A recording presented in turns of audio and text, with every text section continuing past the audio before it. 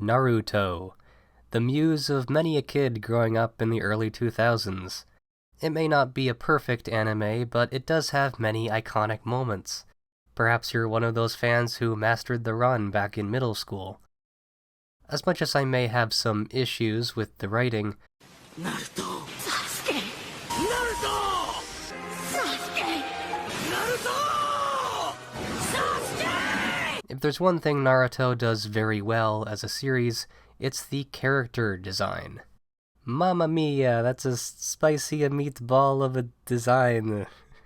I'm not leaving that in, am I? As someone who spent a concerning amount of time designing characters of my own, I know what I'm talking about when I say that this man is good at what he does. Thank you for your service, Kishimoto. I tip my hat to you. Rather than go over all these designs individually, I'll be organizing them into categories and explaining how they apply to each.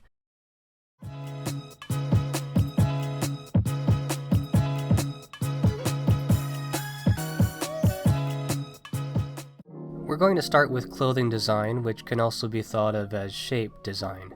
Shape is very closely related to the concept of silhouette, which is another important aspect of character design, and learning how to effectively pose your characters will be important in conveying their personalities. I've already made videos on both of those topics, so I recommend giving them a watch as well when you get the chance. Right away, one of the most noticeable parts of Naruto's design is his spiky hairstyle. It communicates that he's a rambunctious youth who doesn't play by the rules. His hair cannot be contained, and neither can he. His large collar is also rather obnoxious, but just enough that it doesn't overpower the rest of his design.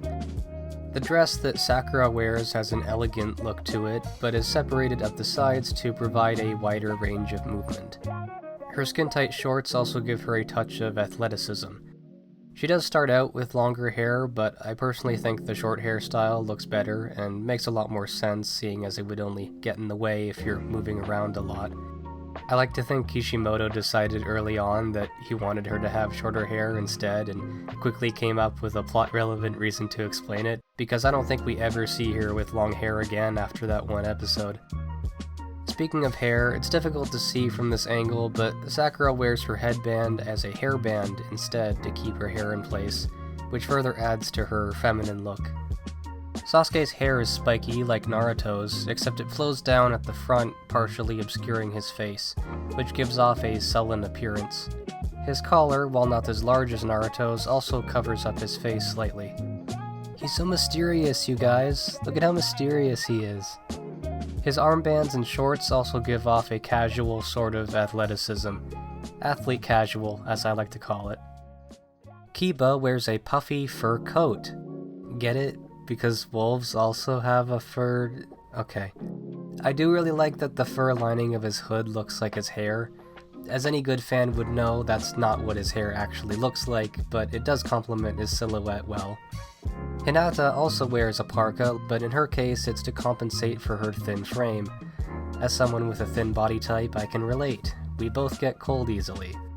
She looks rather serious in this pose, but as we all know, Hinata's personality is very quiet and timid, which makes it all the more satisfying when she eventually stands up for herself and trades hands with Reggie. What's interesting is that the bottom of her coat is lined with fur rather than the hood. The shape of Kiba's coat is top-heavy, whereas Hinata's is bottom-heavy. I'm not sure how intentional this design choice is, but it does subconsciously add to the masculinity and femininity of each.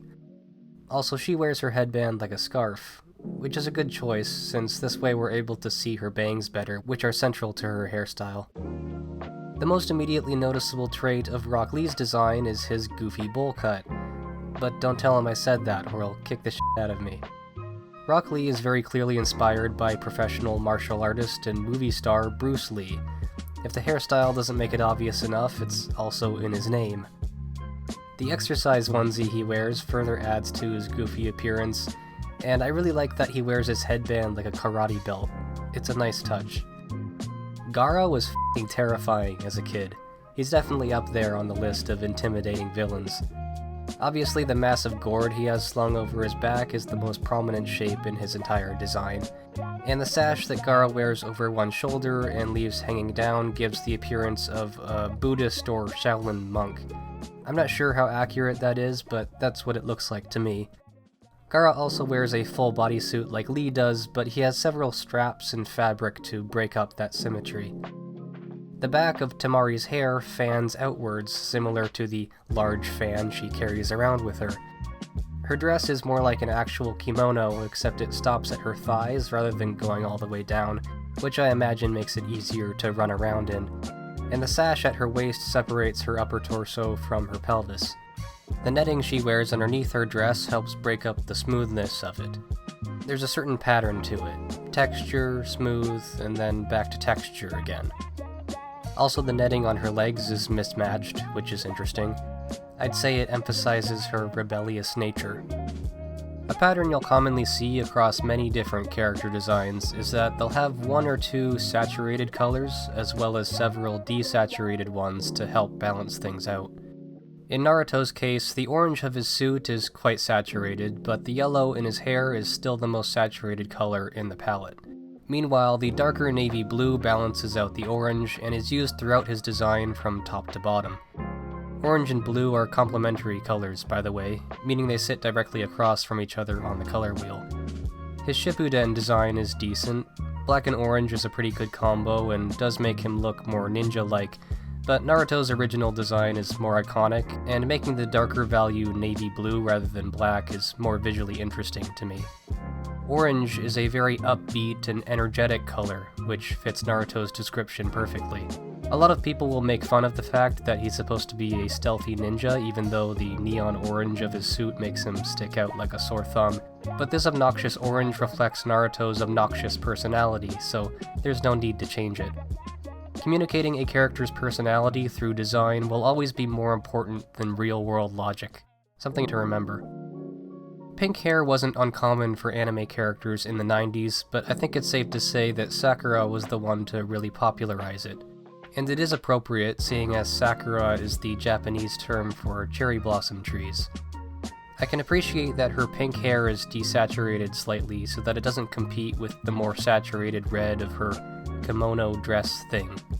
Red is a color commonly associated with feelings of passion or rage, and Sakura is known to be short-tempered. The dominant color of Sasuke's palette is dark blue, which is associated with depression and gloom. The light gray of his shorts and armbands is what balances the darker blue. It's subtle, but I really like that the inside of his collar is the same shade of gray. His hair is black, which, of course it is. You have to give the emo guy of the group black hair, it's the unwritten rule. And unlike most Naruto characters, Sasuke's eyes are also solid black. He doesn't need pupils because he has no soul. Sasuke's heart knows nothing but hate. Kiba's design is made up of grays and browns, while saturated red fangs bring attention to his face. One might ask why his parka isn't white to match his canine companion, but making it a light gray ensures that Akamaru remains easily visible, which is important seeing as Kiba is always either holding or walking alongside him. Similar to Sasuke, Hinata's color palette is cold, communicating feelings of isolation and loneliness. And like Naruto, her design also makes use of repeat colors. Green represents health and vitality, which is Lee's bread and butter. The red of his belt is complementary to green, and that combined with the orange of his lower legs can be thought of as a triadic color scheme. Though technically the third color would be purple, but it's close enough.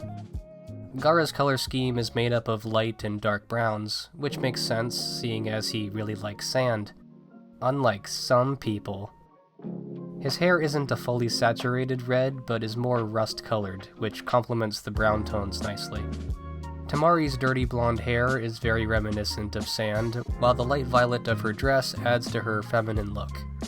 It also helps the mid-tone of her hair stand out more. If I were to alter one thing, I would make her belt purple to match the subtle pattern on her fan, and make her palette more consistent. I think the red stands out a little too much. You may notice that all of these palettes consist of no more than 5 colors, which is the maximum you should be using in any one design. Any more than that, and your eyes will have a difficult time figuring out what to focus on. Generally, the fewer colors you use for a single character palette, the better. Something I really like about the character designs in Naruto specifically is that they all have visuals that indicate they're meant to be part of a unit, while giving enough variation to those visuals to showcase their individuality. They all wear headbands indicating which village they're from, but each character will choose to wear their headband differently. Just about every ninja from the Leaf Village will have sports tape wrapped around one leg along with a little pack for storing their kunai and whatnot, while Sand Village ninja all wear some amount of netting. Lastly, every single Naruto character wears open-toed shoes, but even then you'll still see some variation among footwear. Notice how the sandals the Sand Ninja wear are either black or brown instead of the usual navy blue. This cohesion is further emphasized by the green vests that upper-ranking Leaf Ninja are often seen wearing. So, pretty straightforward concept, just wanted to point it out because I think it's neat.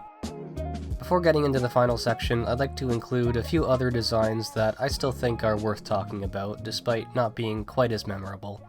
Shino is one of the few Naruto designs that I think actually got a huge upgrade in Shippuden. His older design looks like someone you'd see dealing drugs at an EDM concert or near your local high school. Which works, because Shino is a creepy, crawly guy. What's under his trench coat? Is it bugs? Is he just bugs under there? Who knows? I also think the swim goggles look a lot better on him compared to the circular shades. Ino gets a bit of an upgrade in Shippuden, if only because the heavy use of tape really doesn't suit her. It makes her look like a mummy. Fishnet is a much better choice. The bare midriff also makes sense in her case, since she's the generically attractive girl who would probably be part of a cheerleading squad. Ino's ninja way is looking hot, because Lord knows she doesn't contribute anything else. People will shit on Sakura for being kinda useless, but she makes herself far more useful compared to whatever it is Ino does all day. I can't even remember what her abilities are, that's how unimportant she is. Anyways, her hair is also more simplified compared to the original, which is good. However, her Shippuden design overall is a bit plain. I would have liked to see some elements of her original design combined with the aged-up version. I would have her keep the armbands, but make them the same shade of purple, and her original design is adorned with a few piercings, which is interesting. Would have liked to see more of that too. Also, her Shippuden design is missing her belt/headband for some reason. I have no idea why. Last but not least, I can't wrap up this video without giving a shout out to my boy, Shikamaru. He's highly intelligent, but can't be bothered to get out of bed. I feel that. High five. There's not a whole lot to say about his design, but that's kind of the point. Shikamaru is all about practicality. He keeps his hair tied back, he dresses simply, and unlike the other characters, his entire color palette is desaturated. Nothing but grays and browns. And you just know this guy's wardrobe looks entirely the same because having to decide what to wear every morning requires too much energy. Also, I really like that he's literally pinned his headband to his sleeve, like he just couldn't be bothered to put it on any other way. It's the equivalent of wearing a pin-on tie, zero effort required. Whether you're designing characters for comics or animation, you should be considering just how complex you want your designs to be. Quick shout out to Tetsuya Nishio, who was responsible for making Kishimoto's designs more animation friendly.